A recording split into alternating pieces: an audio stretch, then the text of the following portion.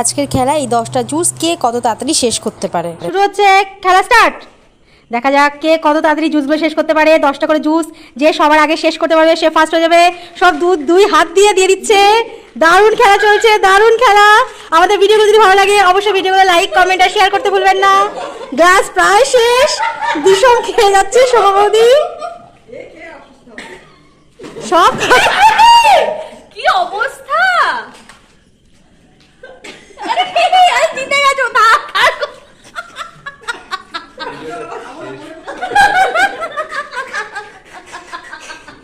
সভাপতি কুইট করিয়েছে। এখন আর মালাকার আর কাকলি মহন্তের মধ্যে খেলা চলছে। কে ফার্স্ট হয়? এই বিশাল খেলা চলছে।